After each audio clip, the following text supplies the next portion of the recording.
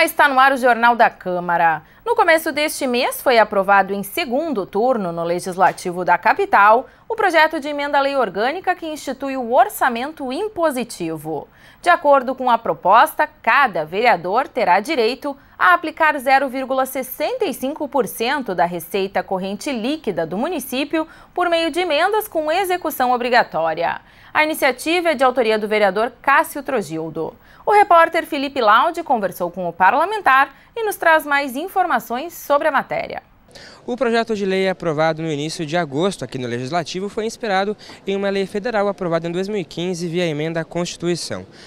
Vamos falar com o vereador Cássio Trogildo agora sobre a realidade do projeto aqui em Porto Alegre. Vereador, aqui na cidade, então, quanto cada vereador vai poder indicar em projeto com relação ao orçamento?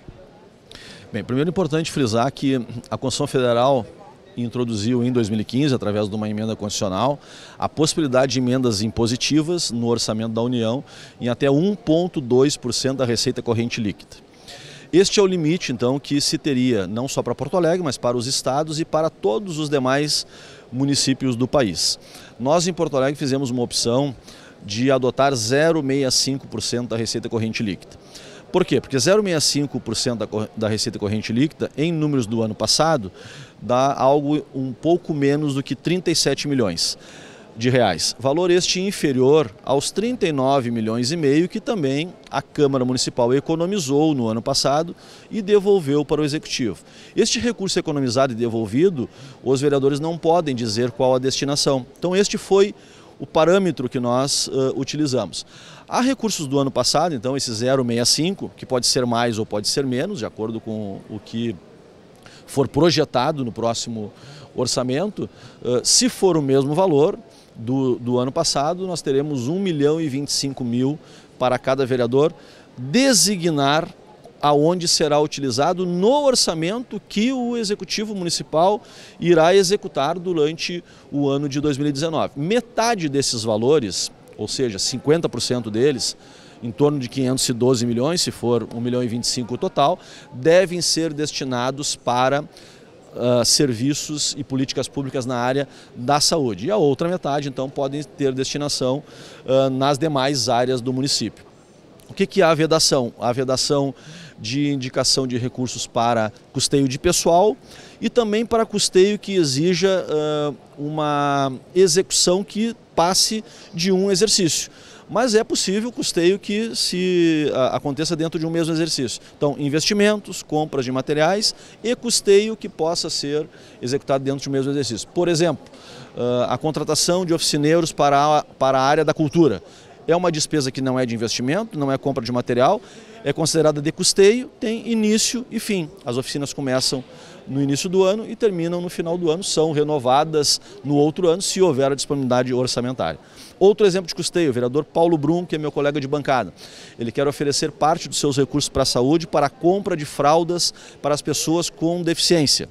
É um recurso de custeio, mas vai ser apontado lá um valor X, fez aquela compra, no outro ano, se não tiver o recurso, não vai ter a compra, né? É importante destacar que o projeto não onera a prefeitura, então. Não, de forma alguma, ele não onera a prefeitura, ele não cria nenhuma despesa nova. E, aliás, uma outra coisa muito importante de ser dita é que só pode receber emenda do orçamento público quem executa orçamento público. E só pode receber emenda ao orçamento público aquelas ações que estão previstas no plano plurianual e na lei de diretrizes orçamentárias. Portanto, não é possível, né, e muita gente acha que com a aprovação disso o vereador vai pegar 1 milhão no final do ano ou no início do ano, vai botar no bolso e vai sair distribuindo. É uma inverdade muito grande, né? Não pode dar para uma ONG também. A menos que seja uma entidade conveniada, por exemplo, uma creche, né, que já execute o orçamento público. E aí o recurso não vai ser destinado para a creche, vai ser destinado para a Secretaria da Educação, que fará a execução financeira e orçamentária com aquela entidade conveniada que deverá prestar todas as contas, como presta já hoje com os recursos que já recebe. Então nenhuma entidade, nenhum agente que não seja público na cidade de Porto Alegre poderá receber recursos de emenda, e aí não é nem de Porto Alegre, nem do Estado e nem as emendas dos deputados e senadores também da União. Só pode receber aqueles órgãos que executam o orçamento público. pergunta, como é um projeto aí, né, que altera a lei orgânica do município, não precisa de sanção do prefeito, né, um projeto que já vai valer. Como o senhor espera, né, que esse projeto mude a relação com a cidade e fortaleça a relação com os porto-alegrenses? Eu sou, assim, um defensor de que o orçamento, ou as leis orçamentárias, que começa com o PPA, que são as diretrizes para 4 anos, a lei de diretrizes orçamentárias, que vem antes do orçamento todo ano e estabelece as diretrizes para o orçamento, e o orçamento em si, que daí ali está mais concretamente definida a previsão de receitas e o detalhamento das despesas, eles deveriam ser de cumprimento obrigatório. Porque, do contrário, como acontece hoje, nós temos verdadeiras peças de ficção. Nós temos algumas despesas que são obrigadas a serem cumpridas, como despesa com pessoal, que tem um alto comprometimento de todos os recursos. O que sobra de recurso livre, na verdade, a LDO acaba dando autorização para que possa ser suplementado sem autorização legislativa. Então, infelizmente, os legislativos, não é só em Porto Alegre, mas os legislativos pelo país inteiro acabam debatendo de forma em vão os orçamentos, porque depois o executivo não é obrigado a cumprir. Eu creio que a partir da emenda constitucional em 2015, lá no Congresso Nacional, iniciou a mudança dessa relação. Sempre foi muito comum ouvir-se falar, não, mas o governo federal liberou emendas em troca de apoio no Congresso.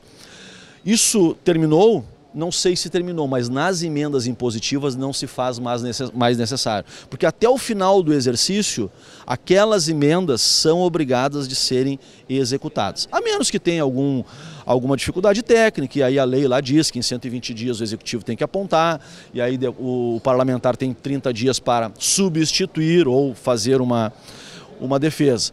Outra coisa que eu ouvi, não, mas a emenda ainda não é obrigada a cumprir porque pode ser contingenciada. Sim, mas o contingenciamento é uma ferramenta de execução do orçamento. Como você não executa, você não arrecada todo o orçamento no início do ano, os executivos fazem um decreto de contingenciamento que vai liberando a partir da arrecadação.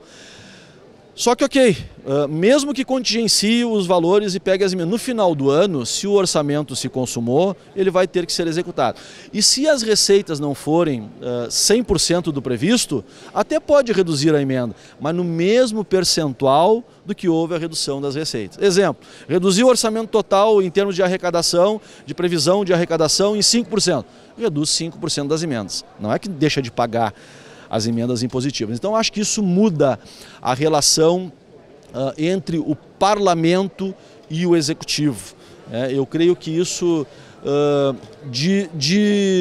dilui um pouco a responsabilidade e também a capacidade de estar lá na ponta, no caso dos vereadores, os nossos 36 vereadores, todos os dias, em todos os cantos da cidade, verificando aquelas demandas muito pontuais e de pequeno valor, porque são, na verdade, 1 milhão no montante, parece um recurso até grande, mas o orçamento de Porto Alegre são 7,5 bilhões.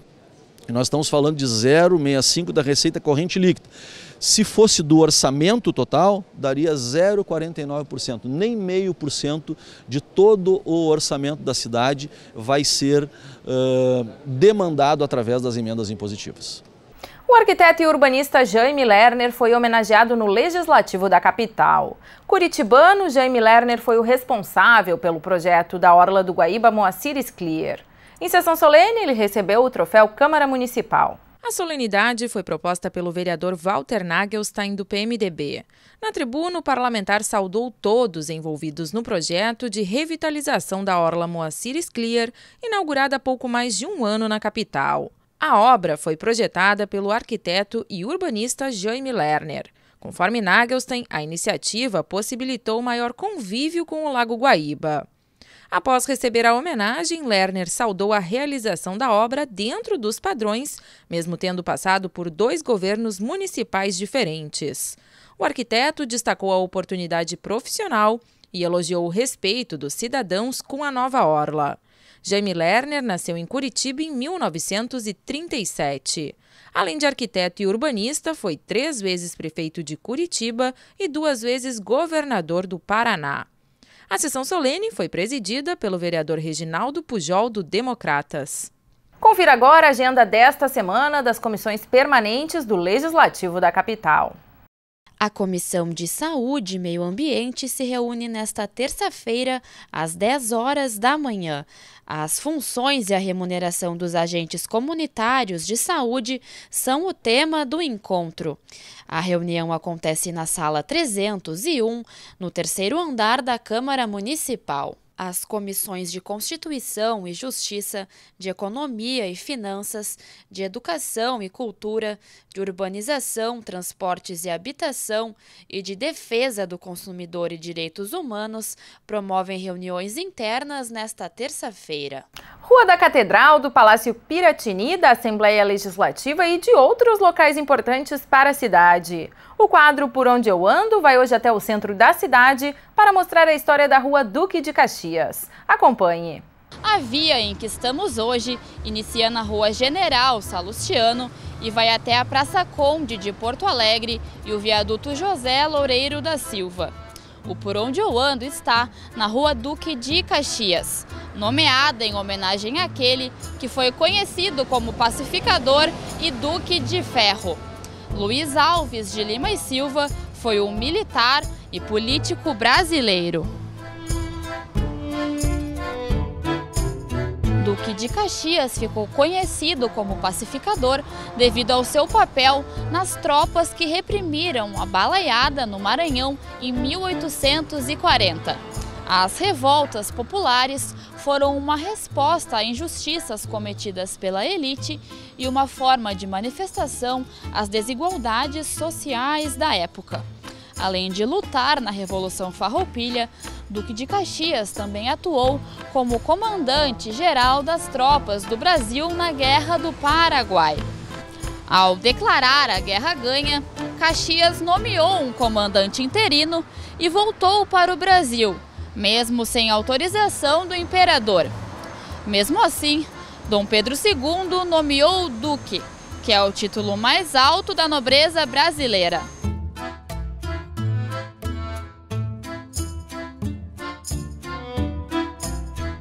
Aqui em Porto Alegre, a via que homenageia Duque de Caxias foi desenvolvida no ponto mais alto da colina da antiga vila de Porto Alegre. A rua teve diversos nomes, mas apenas em 1843 foram colocadas as placas indicativas nas ruas, nomeando-a como Rua da Igreja.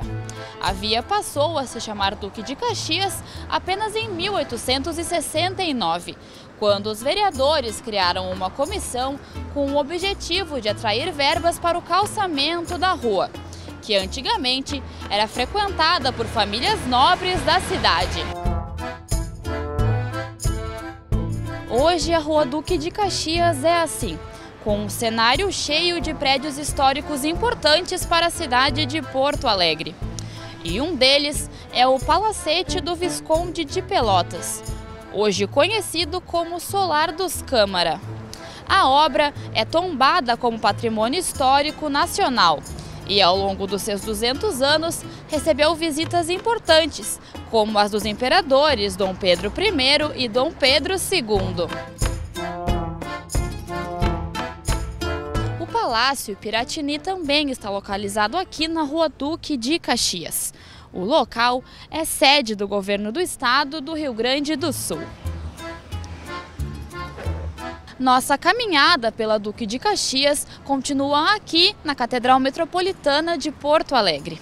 Também conhecida como Catedral Mãe de Deus, a construção do local foi iniciada em 1929 e terminou apenas em 1986. Todo o granito utilizado na obra do local foi extraído dos morros e das pedreiras do entorno da cidade.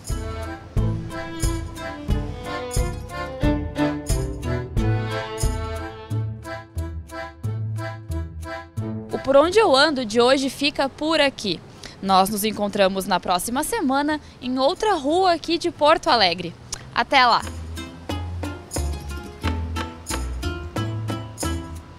O Jornal da Câmara de hoje fica por aqui. Obrigada pela sua companhia. A gente se encontra na próxima edição. Até lá!